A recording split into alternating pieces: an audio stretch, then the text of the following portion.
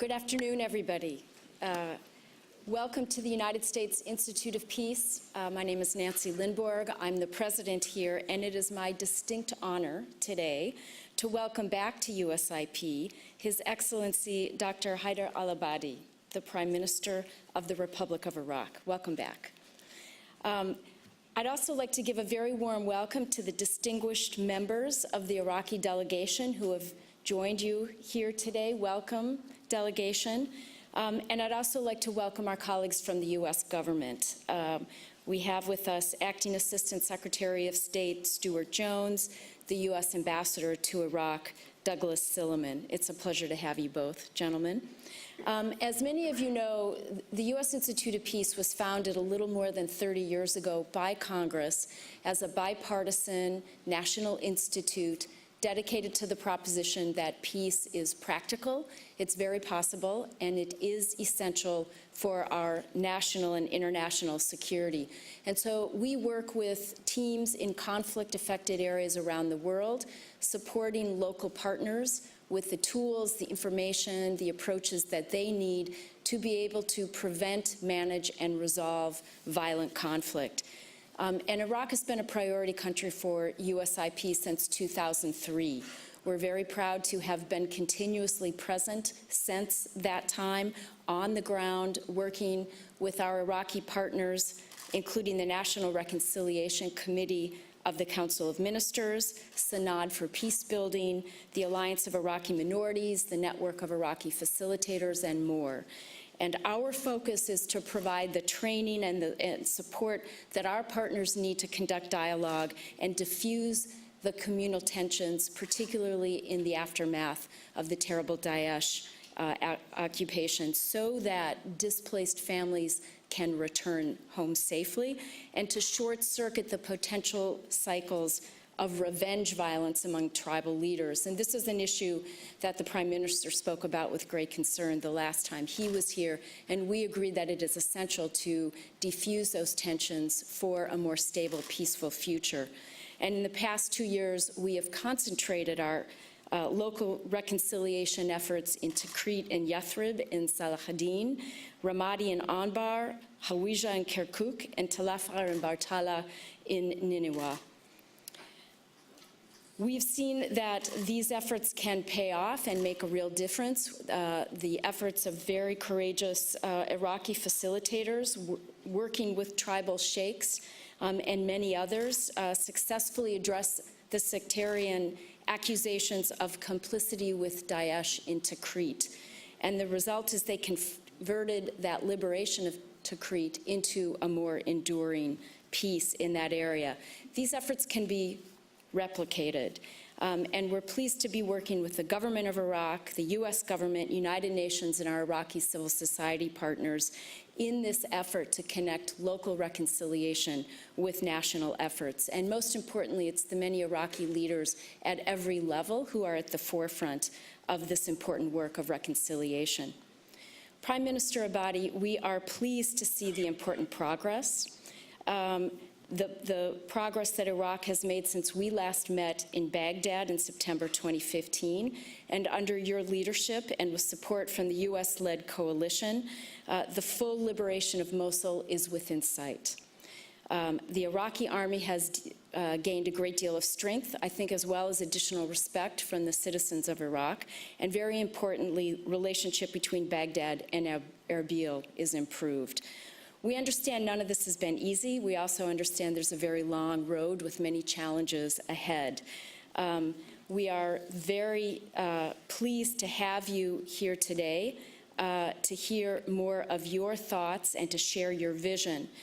Dr. Abadi became Prime Minister in September 2014 at a particularly difficult time in Iraq's recent history. Large swaths of the country were taken by Daesh. Trust in the government and in local security forces was dangerously low. And in fact, when you were last here, I believe one of my colleagues asked you why you wanted the job. But You have demonstrated openness, Prime Minister, to new ideas for solving problems for ways that even your political opponents have given you credit for. You've shown remarkable commitment and energy to overcome difficulties that could paralyze many. There are many challenges ahead. We look forward to hearing your thoughts and views of how to meet those challenges for a more peaceful Iraq future. Please join me in welcoming Prime Minister Abadi to the podium.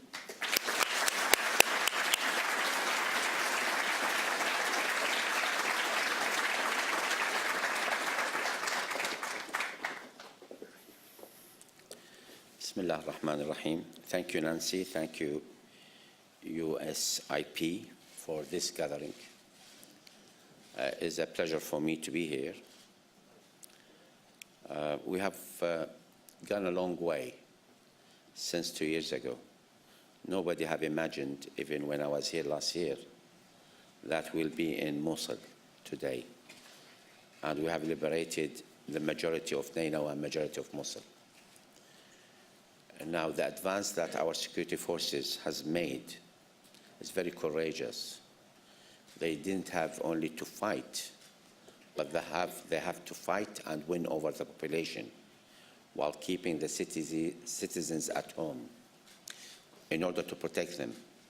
Because if we would have allowed the citizens to flee their houses, as some probably suggested at the time, we wouldn't have been able to care for these civilians, probably 1 million or over 1 million of the population in Mosul itself and the areas surrounding it.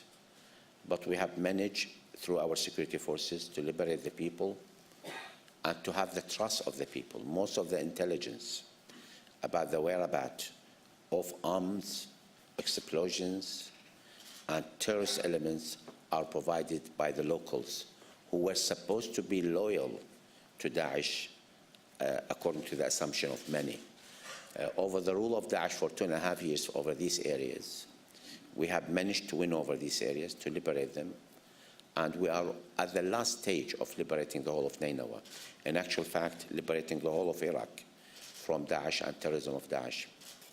We have established a very good working relationship, which has not happening in the history of Iraq, for the Iraqi security forces, for Iraqi military to fight alongside the Peshmerga and vice versa.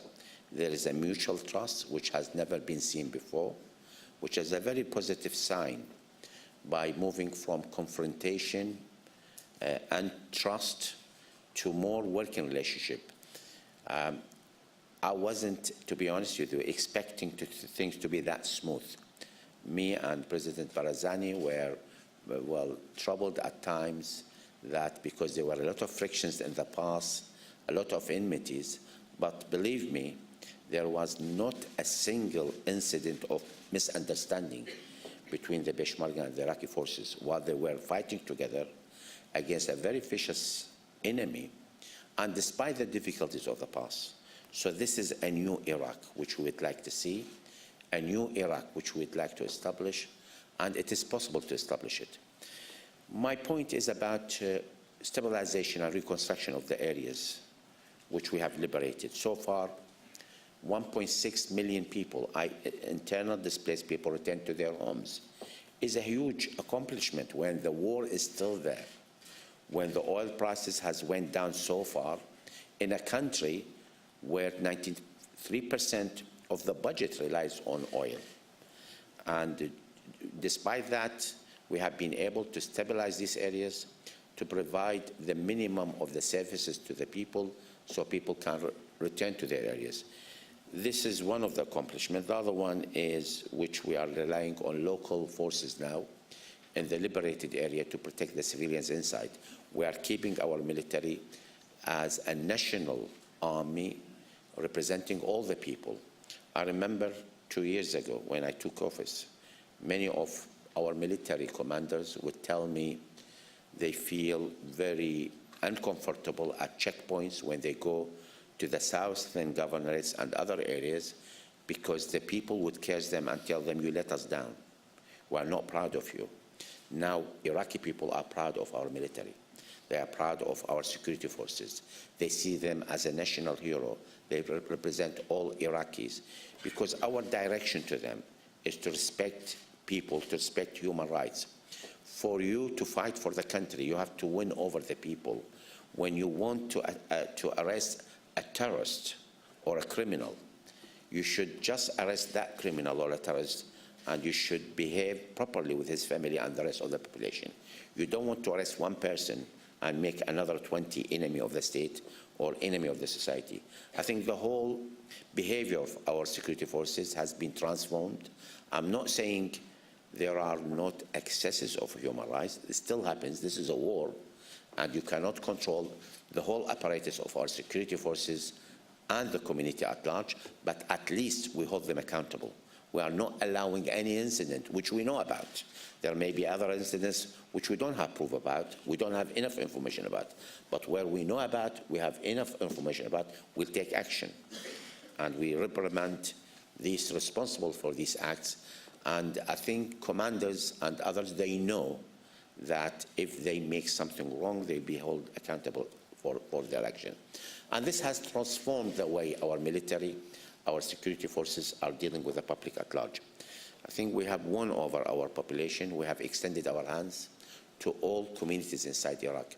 One major point of the policy of my government is to delegate more responsibility to the regions and to the governments, and we've been doing this successfully. There was fear that once you delegate more responsibility, the country may disintegrate. I say it's the opposite. When you give more delegation to the regions, they will be more feeling within one country. They will feel they are part of the country and they have to defend it. Of course, there is a balance between federal authority and regional authority, and anyone knows about federal system, they know this fact. We have to keep this balance according to the Constitution and according to the law. And of course, we have to build our institutions. Iraq has been always a central state, where it's governed from the center. So most check and balances are made from the center. We don't have check and balances, many checks and balances in the region. So I think we have to make these check and balances in the region more powerful. We have to build them in the institution way, and we have to give more support so that politicians can be held accountable to what they do.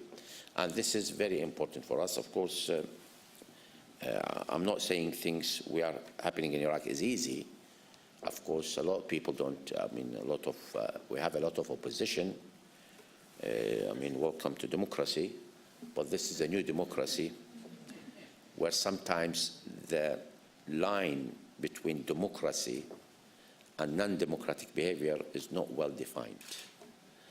And sometimes they feel freedom of speech means freedom of encouraging terrorism, encouraging havoc, encouraging breaking the law, and encouraging all sorts. But we are moving, and I can claim that in the last more than probably 20 months, there has been demonstrations in Iraq weekly in many governors at the same time. And the security forces were keeping peace with these demonstrations, protecting them, and protecting the population at large. I don't think this is a phenomenon which is witnessed in the Arab world or in the region at large. And we are happy with that, for people to speak out their grievances, to say what they want. And in this way, I think we can build better Iraq by listening to others. The distinction between a belief and being in government, it must be defined. The government is responsible for the whole population, regardless of their affiliation, of their belief. And people in a position of responsibility should act according to this. And I think this government has been very eager to demonstrate this behavior in its dealing with its citizens. I'm not saying we were successful in all departments, but at least we have drawn a line, a new line in the policy of a government towards its population. The last thing is reform. Reform is important for us. We have to bring back the trust of the people in the system, in the way we govern the country. This is a new democracy. it will be a sad day for all of us if people believe dictatorship is better than democracy. Because if democracy didn't protect them, didn't provide for them, if there are corruption in the political system, and the political system is unable to correct the corruption of politicians and others in responsibility, I think we'll fail. So reform is a must. We must go through reform, but I tell you, it's not an easy task. From my experience in reforms, you get people who are very close to you who become against you, because in reform you do things which people don't like, especially people in position and people who have authority. I've been through this. I say probably I'm lucky that I survived so far, but I think we are almost there. I think this is a job of a leader or a prime minister of a country to deliver at the end of the day to the people. We are liberating our areas despite our economical difficulties, and we are killing Daesh. We are proving that Daesh can be killed. Daesh can be eliminated. And we can do it, not only in Iraq, in the region. I'm encouraging our allies and our friends to stay focused. We shouldn't lose focus. We shouldn't give Daesh a second chance, or the terrorist organization similar to Daesh. If we stay focused, we can eliminate this terrorist organization. And we can prevent similar terrorist organization from coming back. Working together, I think we can be successful. Thank you very much.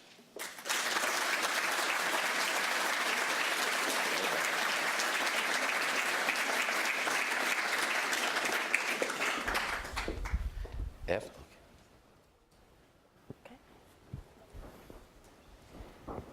Thank you, Your Excellency. Thank you for those comments. And we now have an opportunity to have a conversation, and I've already received a sheaf of questions that people are eager to ask of you. But maybe we can start with what probably is on many people's minds. You've come directly from the White House to this event. What are your reflections on that conversation? Did you hear what you needed to from President Trump and how plans are going?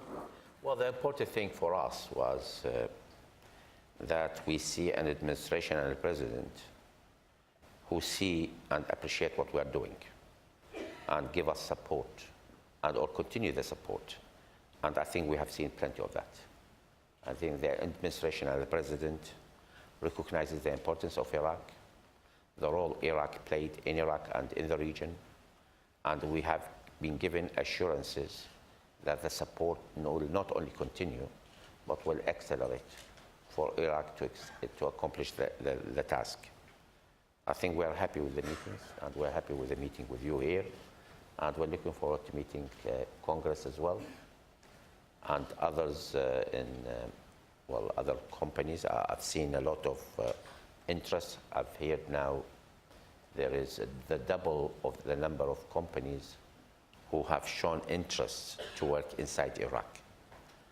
And we're meeting them today as well. And we hope through this cooperation in trade, commerce, energy, education, culture, other aspects, I think we build a better relationship between Iraq and the United States. And you are here, of course, for the anti-ISIS conference. What do you most want out of that?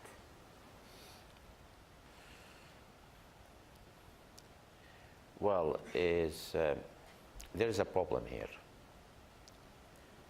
Well, it's to do with terrorism. Now, some countries, unfortunately, they see terrorism, well, when it's against them, they see them as terrorism. When it is not, maybe the same group acting somewhere else, they see them in different style.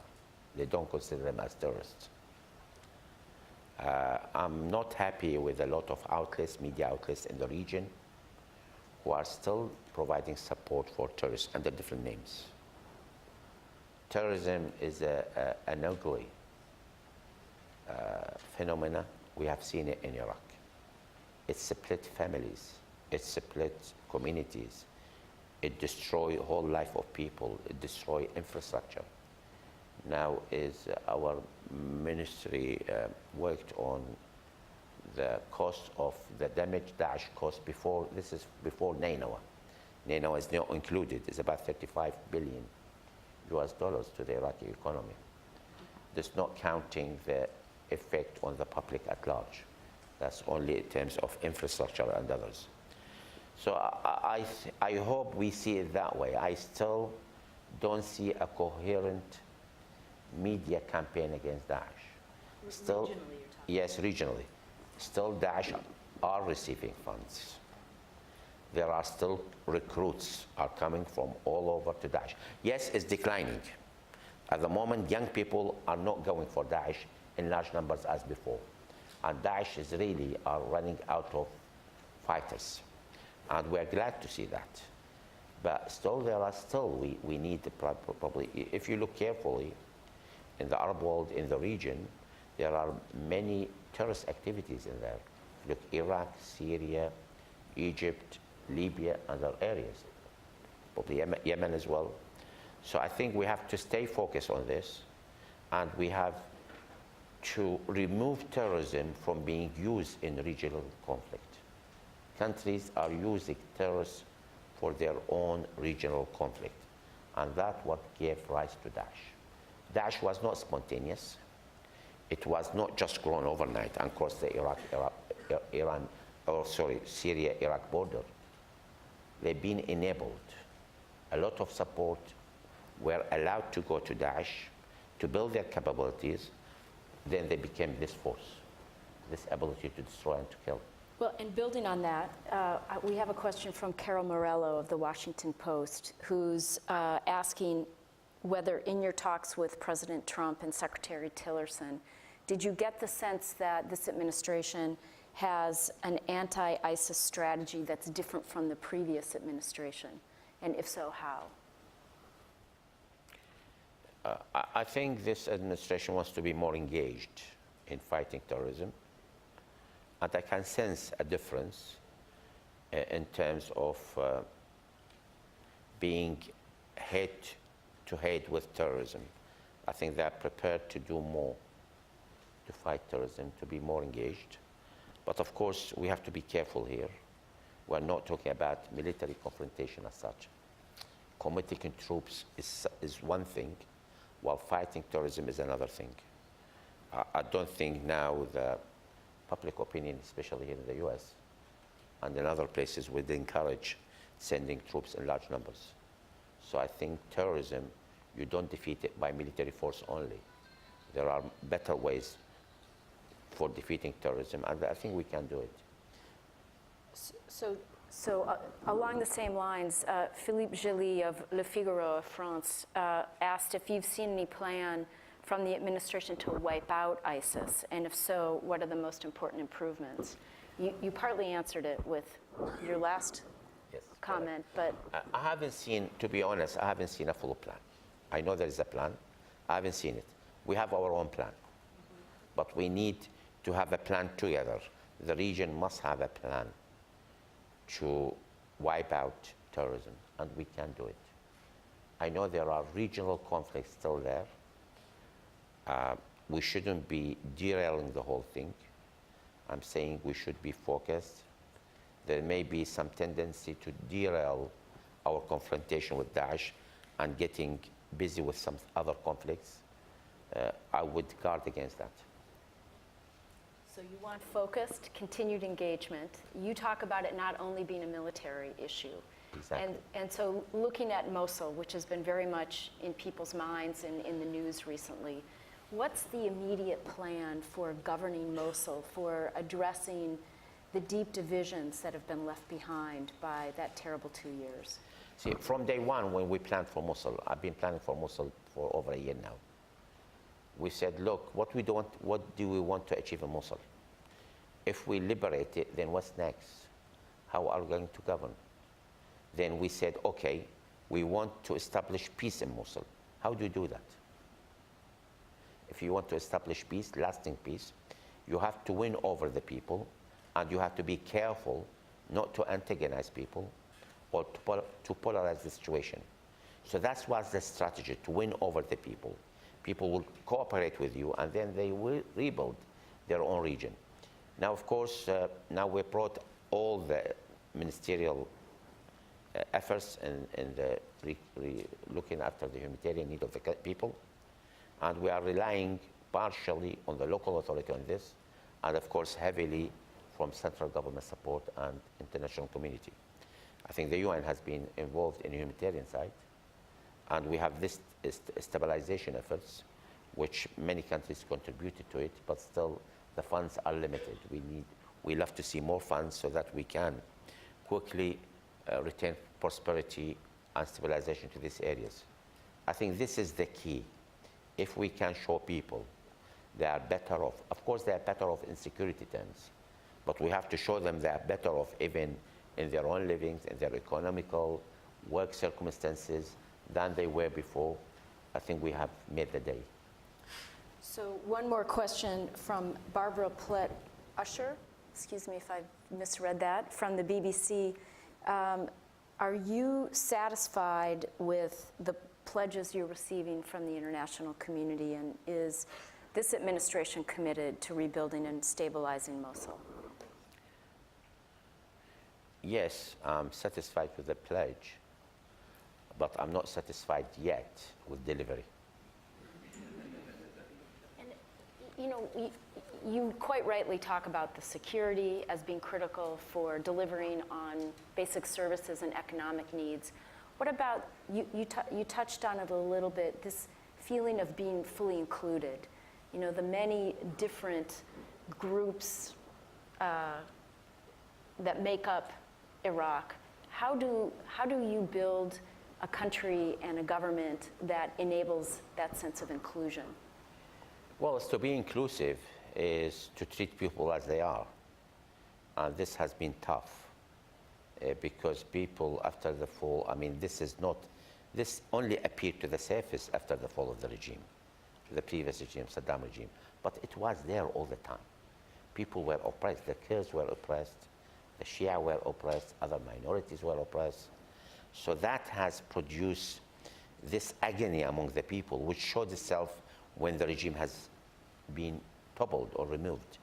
And people are very free. I mean, people may tell you differently after 2003, but Iraqi people are much happier after 2003 than before. They have this freedom now. They have freedom of expression, freedom to do what they want, freedom of travel. They wouldn't even been allowed to travel before.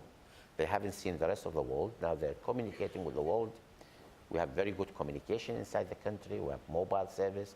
We have internet. We have all sorts. People having new cars. They have new businesses. The country is thriving. So I think we have to show the people the wealth is the wealth of the people, not the government. So I'm eager to work with politicians inside Iraq. I mean, one reason, although this has caused me friction between me and other politicians, I slashed the salaries of the top tier of politicians to almost 50%. I slashed their personal security guards as well. Of course, the reason I'm doing this, it may not amount to a lot of money, but this about good governance for the people to see the politicians who are representing them, they're living with them. They're not like they're aliens from different planets. They are there, they're living with the people and see what the people are doing. So I think this we have to move forward with. I tell you, it's not easy.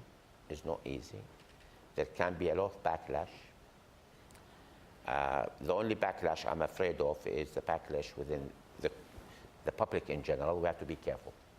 That's why probably there is a lot of ideas presented to me about economical reform, which I didn't choose, because it may affect the public at large, or it may affect large sector of the society who are not well off. They are on the sideline, and probably they cannot represent themselves. I think people in office must make their priority to look after the weakest in the public, who cannot protect themselves, or who cannot defend themselves, or who cannot ask for things which they want, because either they're weak or they're not able to. I think that's what I consider is a good governance, and we are moving in that direction. It doesn't necessarily happen now, but at least we have initiated something right, and I hope others will complete it. So along those lines, there's a debate about whether the upcoming provincial elections for this fall will move the country forward, fresh leadership, perhaps moving some of the agenda that you talked about of federal systems. Others say it might open new wounds. What are your thoughts, and are you committed to holding those elections, the provincial elections? I hope, A, it brings new blood.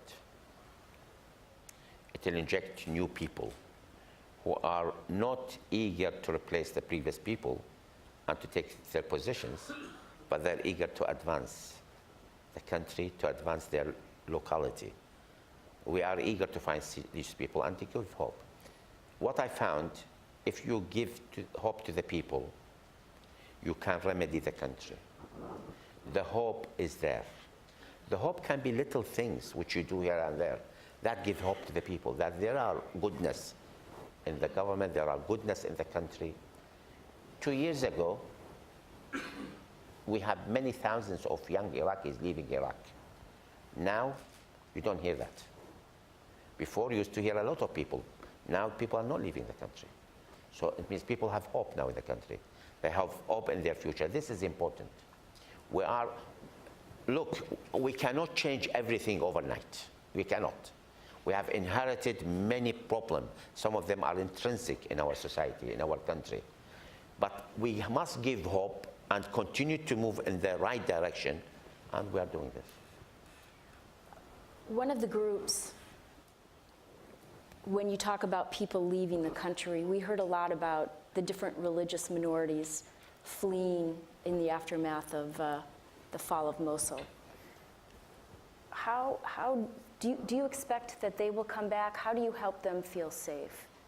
How do you rebuild Mosul with that mosaic of religious minorities that made it up in the past? Well, that makes me unhappy and angry, and makes most Iraqis angry and unhappy. Because this is Iraq. Iraq consists of these people. They are part of our society. They are a major part of our society. And it's wrong to look at people minorities. They're not minorities. They are Iraqis. They have the same right of others. The problem is Daesh has directed their revenge against them, against all minorities in Mosul. Well, of course, even against Shia in Mosul, because Shia and Mosul are minorities, but they're majority somewhere else. So they have done that, and I'm afraid some probably have left the country, and I don't know whether they'll come back or not. But the longer it takes, or the more difficult for them to come back. I hope we have shortened the time for them to come back, and I hope many of them will come back. At least we are working on people inside Iraq, internally displaced people, to go back to their places, to their homes. This is our aim at the moment. We are concentrating on this, and we are welcoming others who have traveled probably across Europe and other countries. And a related question from Naomi Kikoler of the United States Holocaust Memorial Museum, who asks, the Islamic State committed genocide in Iraq. We believe that when impunity prevails, violence proliferates. What will your government do to advance justice and accountability? Will you consent to the creation of an independent investigation into ISIS crimes? Yes, I welcome that. But it should be inside Iraq, under Iraqi jurisdiction. I think there is discussion at the moment with other countries, I think with the UK in particular and other partners, and we welcome it. I think the wording of the resolution, there is ambiguity about it, so I think we are clearing that for it to move forward.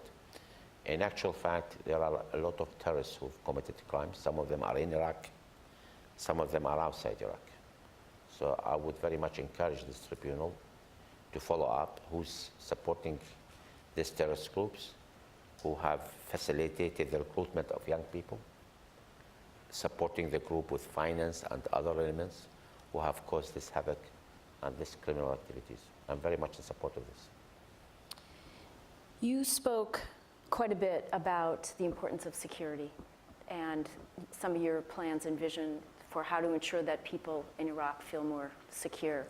So we have a question asking, what is the future of the PMUs in Iraq? How will these forces be demobilized? What's the plan? Well, the PMO, the positive side of the PMO, let me speak about this. There are volunteers who volunteers with their life to protect the country, to fight for the sake of the country. They fought very well. I've seen them everywhere. Wherever I go, I see young people day and night fighting for their own country, for the freedom of the land and for the people. Of course, there are others motivated by something else. Probably their ambition to control, to have power. I know some have committed crimes, even armed robbery, kidnapping, and we are confronting them, these elements. What we are doing here, we are having a law. This law to bring discipline, include all those who fought, include them within that institution. We have to apply law and order to them, military accountability, and whoever is outside that will be considered as an outlaw according to the Iraqi constitution. Any group who carries arms outside the state is an outlaw. So I think this is a way which we are trying to format things for the future. We have got these people accept this in general. Of course, there are some who are not happy. They don't want it that way. They don't want the PMF to be out of politics. We insist that PMF should not be involved in politics. You cannot carry arms and you are a political group at the same time. Otherwise, you'll use these arms in elections. Full stop, this is not allowed. This is outside Iraqi constitution, outside Iraqi law. So we are trying to enforce this at the moment. We are organizing, putting an organization for this forum, which is the PMF, and to be controlled by the state. And we have to be thankful to them. We say thank you, but we appreciate what you do, and you are going to include you in this. Instead of telling them thank you, go to your homes, and then they will have arms, they'll be dissatisfied, and they think the country have not recognized their sacrifices, because they have sacrificed for the country, and really you haven't rewarded the sacrifice. What we are telling them, look, we reward you, we appreciate what you've done. This is an organization under the control of the state. You are going to have discipline. The laws applies to you, and here you are. If you accept this, you are within this. If you don't accept it, you shouldn't carry arms. Otherwise, you'll be outside the law. It should be as blunt as this. I said it in Iraq publicly, and I'm repeating it inside Iraq, and the majority of the PMF agree with this. What's the obstacle do you see? The obstacle, if people or some insist of being part of the military units and their politicians at the same time. This is not democracy. You cannot do it. This will push others to carry arms, and we cannot allow this whatsoever. We are calling on all to accept this. That's why I think this law was passed in Parliament, and I think even those who opposed it are okay with it. You spoke earlier about the very positive security cooperation between the Iraqi forces and the Peshmerga. We have a question from Rahim Rashidi from Kurdistan TV asking, first of all, he welcomes you to Washington. And then he asks, you know that President Barzani has decided to go for a referendum. If Kurdistan becomes a state, what will be Baghdad's reaction? We'll discuss it then. So, looking a little bit regionally, you had a very positive visit from the Saudi foreign minister recently. How do you see the Iraqi-Saudi relationship going as a result of that relationship? It's warming. I think it's a very good track. At least there is an opening for a very good neighborly relationship. Don't forget, no Saudi official has visited Baghdad since 1991, and not even after 2003. This is the first time. We welcome him, and I think it was good for them to see what's happening in Iraq. Iraq is not under influence of any other country. Our Saudi friends, probably they used to think that Iraq is under conflict, under the control of our Iranian neighbors, but we are not.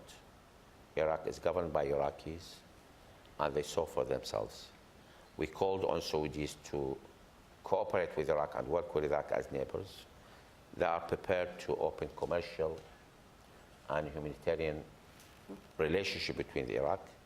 They showed that they are interested in helping in providing reconstruction for the areas which is liberated from Daesh.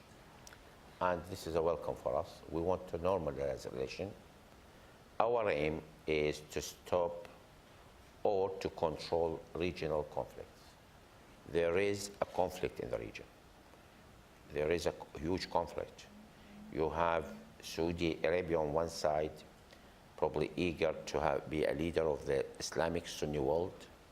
You have Iran on the other side, who's eager to become the Shia Islamic world or even beyond. You have Turkey as well competing for the leadership of the Muslim Sunni world. And here we are having conflict in Yemen, having conflict in Syria, and it's being extended before to Iraq. In Iraq, we don't want to be part of this conflict. We're looking after our own interests, and we think we are the victims of these conflicts. What happened in Syria impacted us directly. Look what happened with Daesh when they crossed the borders into Iraq. So I think we are very eager to stop these regional conflicts. It's tough. It happened to be, we are here. Iraq is here. We cannot move it from the map. We are bordering Turkey, bordering Iran, bordering Saudi Arabia, bordering Jordan, Kuwait, Syria, of course. And we are here. We have to live with our neighbors. Yes, you have a tough neighborhood. Well, yes, but I don't want for Iraqis to spend their life and the life of their generation fighting with neighbors. I mean, that's not a living. You have to live with your neighbors. We have differences, yes. We have to contain the differences. If the differences is that small, we have that large of common interests we can work on. And I think we're very much encouraging our neighbors to do that. We have an opening with Saudi Arabia. I'm optimistic with this opening. I welcome it, and I hope we can move further in furthering our relationship, even with Turkey, with Saudi Arabia, with Iran, with other neighbors. So I've just been handed a huge pile of questions. We won't be able to get to all of them, but I think related to a lot of what you've been talking about in terms of rebuilding a more inclusive country. The question is, do you think the Iraqi judicial system and anti-corruption efforts will function more effectively now? And if so, could you say how? Yes, I think we need more forensic evidence. More forensic. More forensic. Otherwise, our present procedures are enabling probably terrorists and corrupt people getting away. We need more detailed and forensic evidence to present to courts. We have to catch corrupt people, criminals. I think we're still relying on an old means, while the rest of technology have advanced so far. You have the internet now, and the internet, I have to be frank, the internet, the outlaws, criminal, terrorists are working without restrictions, while law-abiding people, they abide by the law. So these are working using the interests unlimited, while as a state who abide by the law, or citizens who abide by the law, they are using it according to the law, is uneven, So I think we have to work very hard we should not allow them to use our democracy, our freedom against us. We should develop our means by finding them. Forensic evidence, it should be scrutinized what they are doing and present them to the court. I think we have been working with experts on this. We have developed our new system to follow up on terrorists, on criminals inside and outside Iraq. This is important for us. You are not going to catch every criminal, but at least make criminals worry. Make corrupt people worry. They can be caught one day. That's what I wanted to do. So you've spoken quite a lot about how to rebuild this democracy, which leads me to a question in big letters, which says, do you think Iraqi politicians got the lesson? And if so, how? And I think alluding to the inclusive questions that we've had previously. I hope the new breed of politicians would. Okay.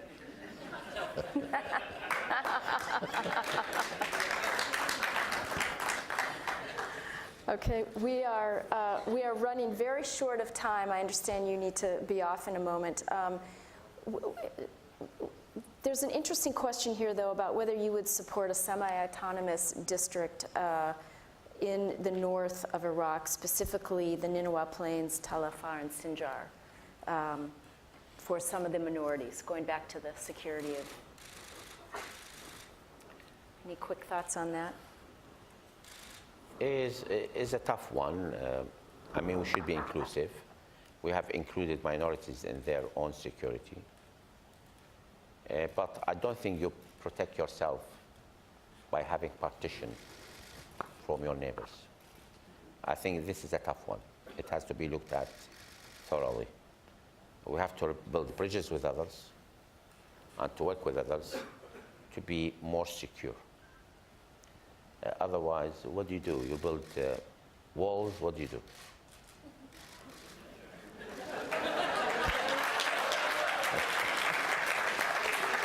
On that note, Your Excellency, we are very honored to have you here with us at the U.S. Institute of Peace. You have a large and appreciative audience, as you can see. Please come back. We welcome your return visit. We look forward. You have a tough neighborhood and many big challenges ahead, and we all wish you the well for the future success and stability of Iraq. Thank you. Please join me. Thank you, Nancy. Thank you so much. We really appreciate your coming. I appreciate it. Ladies and gentlemen, please remain in your seats until the official party departs.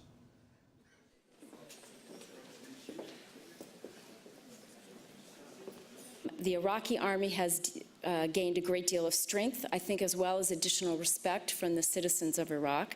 And very importantly, relationship between Baghdad and Erbil is improved. We understand none of this has been easy. We also understand there's a very long road with many challenges ahead. We are very pleased to have you here today to hear more of your thoughts and to share your vision. Dr. Abadi became Prime Minister in September 2014 at a particularly difficult time in Iraq's recent history. Large swaths of the country were taken by Daesh. Trust in the government and in local security forces was dangerously low. And in fact, when you were last here, I believe one of my colleagues asked you why you wanted the job. But you position that peace is practical, it's very possible, and it is essential for our national and international security. And so we work with teams in conflict-affected areas around the world, supporting local partners with the tools, the information, the approaches that they need to be able to prevent, manage, and resolve violent conflict. And Iraq has been a priority country for USIP since 2003. We're very proud to have been continuously present since that time on the ground, working with our Iraqi partners, including the National Reconciliation Committee of the Council of Ministers, Sanad for Peacebuilding, the Alliance of Iraqi Minorities, the Network of Iraqi Facilitators, and more. And our focus is to provide the training and support that our partners need to conduct dialogue and diffuse the communal tensions, particularly in the aftermath of the terrible Daesh occupation, so that displaced families can return home safely, and to short-circuit the potential cycles of revenge violence among tribal leaders. And this is an issue that the Prime Minister spoke about with great concern the last time he was here, and we agree that it is essential to defuse those tensions for a more stable, peaceful future. And in the past 2 years, we have concentrated our local reconciliation efforts into Tikrit and Yathrib in Salahadin, Ramadi and Anbar, Hawija and Kirkuk, and Talafar and Bartala in Nineveh. We've seen that these efforts can pay off and make a real difference. The efforts of very courageous Iraqi facilitators working with tribal sheikhs and many others. Good afternoon, everybody. Welcome to the United States Institute of Peace. My name is Nancy Lindborg. I'm the president here, and it is my distinct honor today to welcome back to USIP His Excellency Dr. Haider al-Abadi, the Prime Minister of the Republic of Iraq. Welcome back. I'd also like to give a very warm welcome to the distinguished members of the Iraqi delegation who have joined you here today. Welcome, delegation. And I'd also like to welcome our colleagues from the U.S. government. We have with us Acting Assistant Secretary of State Stuart Jones, the U.S. Ambassador to Iraq, Douglas Silliman. It's a pleasure to have you both, gentlemen. As many of you know, the U.S. Institute of Peace was founded a little more than 30 years ago by Congress as a bipartisan national institute dedicated to the successfully address the sectarian accusations of complicity with Daesh in Tikrit. And the result is they converted that liberation of Tikrit into a more enduring peace in that area. These efforts can be replicated. And we're pleased to be working with the government of Iraq, the U.S. government, United Nations, and our Iraqi civil society partners in this effort to connect local reconciliation with national efforts. And most importantly, it's the many Iraqi leaders at every level who are at the forefront of this important work of reconciliation. Prime Minister Abadi, we are pleased to see the important progress. The progress that Iraq has made since we last met in Baghdad in September 2015, and under your leadership and with support from the U.S.-led coalition, the full liberation of Mosul is within sight.